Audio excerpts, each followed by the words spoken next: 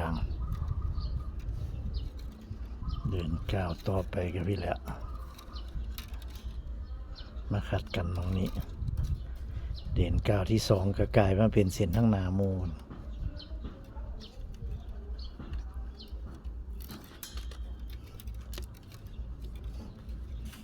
ข้าม3หลอด2แล้วก็เริ่ม กดตอกสั่งลงเพราะว่าเขาต้องการสิแต่มันเริ่มเข่าละมันน่านเข่าหลายมันสีบ่พอดีมันสีตอกบ่ถึงกดลงแล้วก็จัดเข้า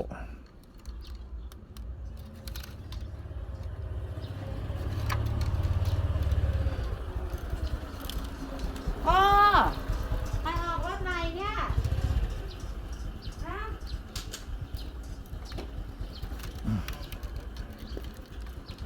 โอ้พ่อคณิงกี่โอ้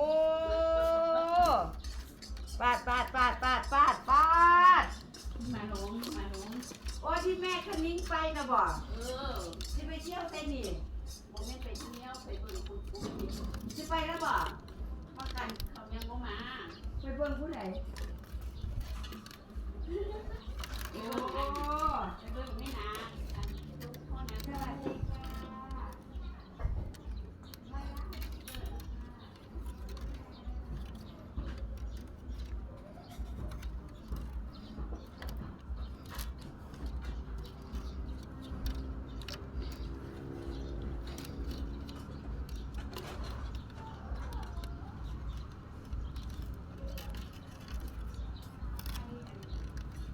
แต่บ่บ่เล่าเดี๋ยวรถ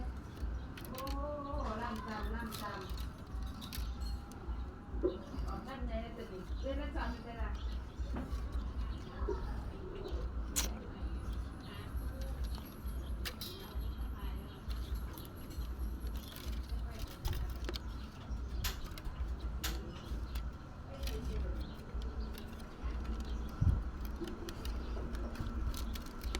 กดลงไปเรื่อยๆว่าเขาต้องการให้มันมันสิเข่าบ่ทันนี่เอามาคำนวณเบิ่งไม่ตอกกึบนี่เราต้องเอาเข่าอย่างเร็วเลยกึบได้อยู่แต่ว่าเราต้องเอาเข่าอย่างเร็วจักหน่อย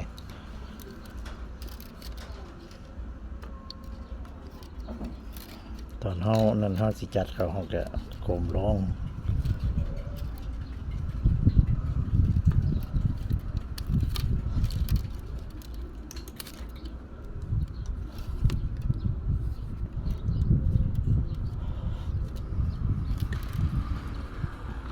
ฉีดน้ำใส่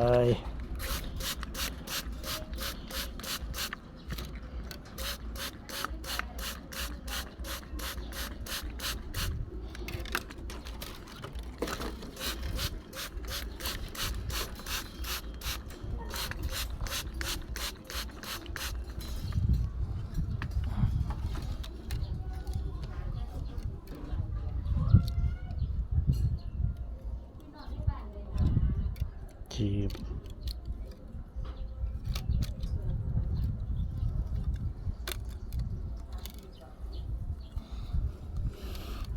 ผมลงก็กดลง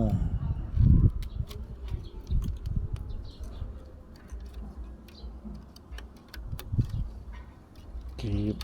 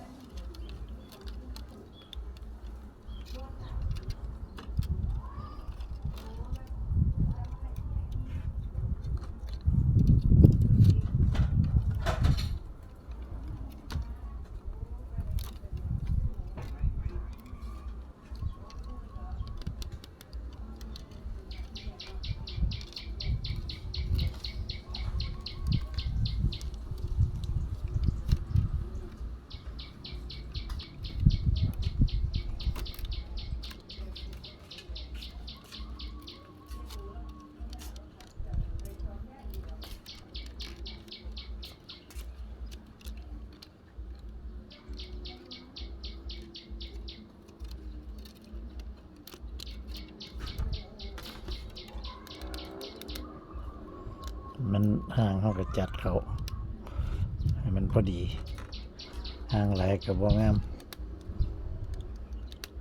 ทีหลายกับบ่เป็นตะเบิง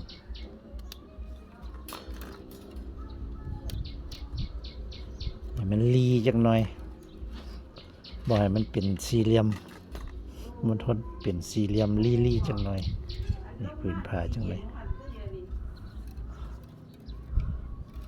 ไม่ดีใจหลายนะที่เอาตุ๊กตาให้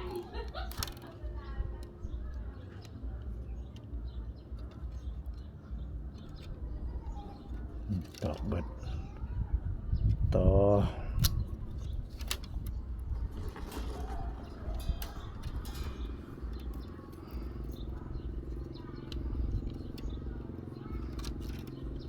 หักออกแล้วก็เสียบเข้าไปไหมเสียบหมองเก้าหั่นแหละแล้วก็สานต่อขึ้นไปเรื่อยๆ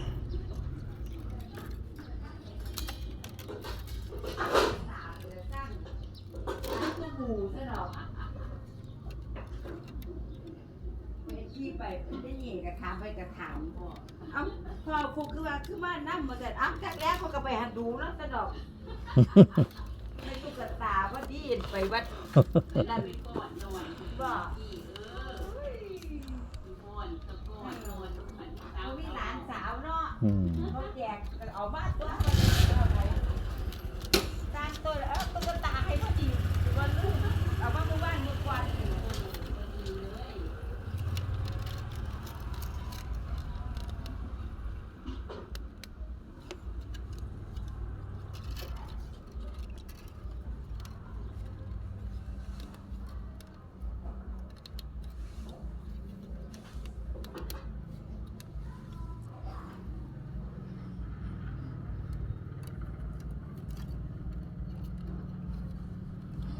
ขึ้นมาเทิงตอกสั่งมันสีห่าง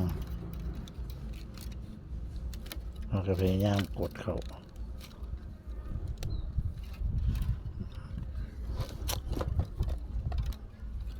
สานขึ้นไปน้ำเขาก็กดเบิ้งในตอกน้ำแต่เขาบอกกดไปน้ำมันสิบ่ถึง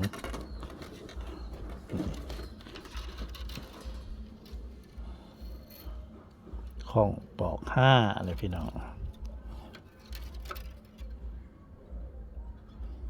แต่ที่จริงนี่ขึ้นมาช่วงเทิงนี่ตอกสารตรงแข็งๆเนี่ยขึ้นมาช่วงอันตอกสั่งมันห่างตอกสารตรงแข็งๆจังน้อยอันนี้มันตอกสารรุ่นเดียวกันเบิด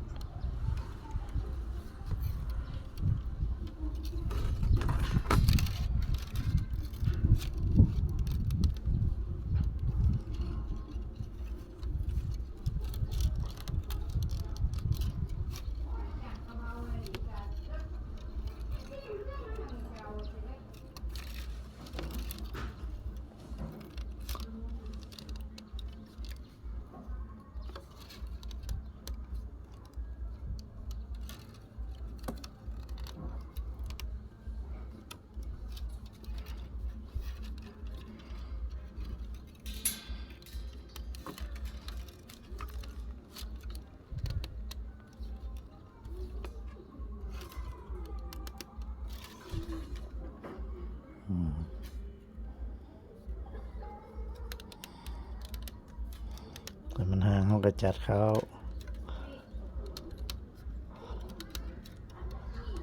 เขาสานขึ้นไปเบื้องแล้วเขาก็เบื้องว่ามันห่างบางทีเขาก็จัดเขาให้มันพอดีของปอกห้าคมลงเรื่อยๆ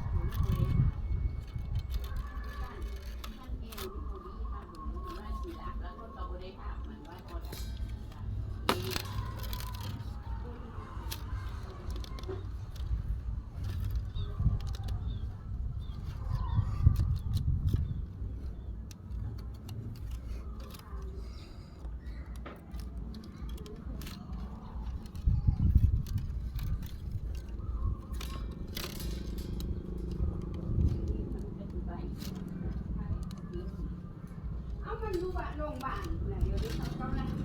เยี่ยมพ่ออยู่เขาถ้าเขาไม่เยี่ยมพ่ออันบุญนึงแล้วก็อยู่พยาบาลอันอยู่ว่า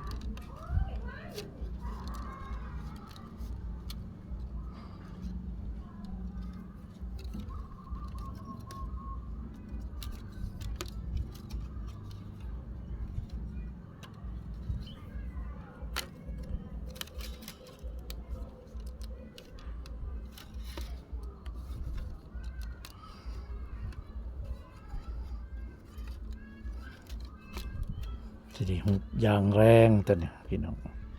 หุบเขาหุบเขาหุบเขาดอกสั่งมันนี่เขาก็จัดเข้าไปน้ำทีมองไหนมันทีเขาก็จัดให้มันเสมอกัน จัดไปน้ำเรื่อยๆให้มันก็บูอยู่หมองเก่าจักเทียดอกสั่งมันพยายามเบิ่งเอาแต่ว่าเป็นตะแข็งดีอยู่ของเลยเนี่ย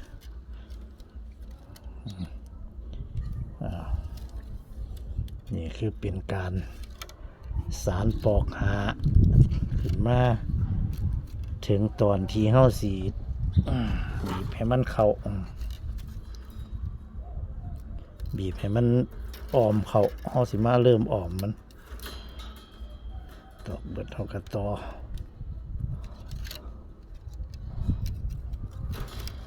จึ๊บ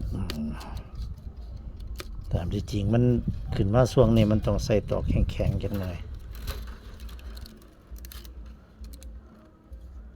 เลือกตอกแข็งๆใส่จังหน่อย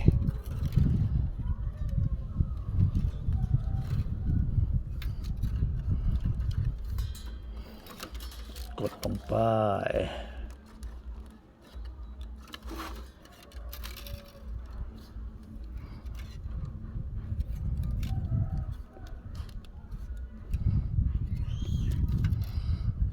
ดอกสารมันสั่นมันก็ได้ต่อดู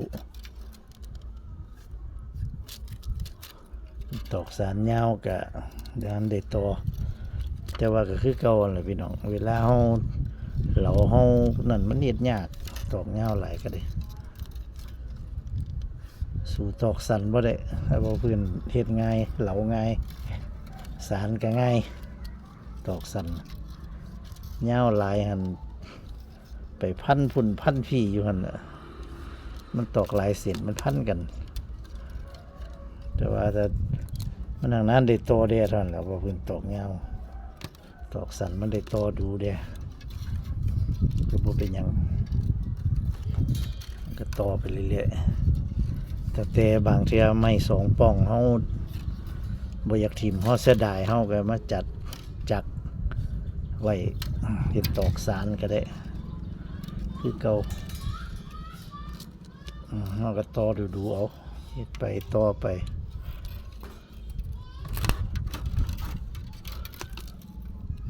หมดกระต่ออยู่จังซี่แหละ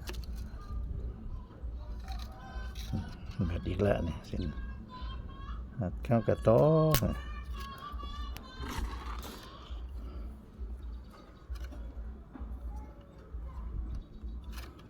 เอาช่วงนี้ก็เอาให้เบิ่งตอนเฮาสิเอาทรงเริ่มเอาทรงเริ่มอ่อมให้มันเข้าขึ้นมาขนาดนี้แล้วเอาเข้าเลยได้พี่น้องคันเฮานานเอาเข้ามันสิเข้าบ่ทันมันสิตอกบ่ถึงแต่ว่าอันนี้ก็ถึงแน่นอนเนี่ยสำหรับคลิปนี้ก็ให้เบิ่งซ้ำนี้สักกันคลิปต่อไปก็สิเป็นตอนใดก็ติดตามต่อไปเด้อพี่น้องเด้อของปอกขาสวัสดีครับ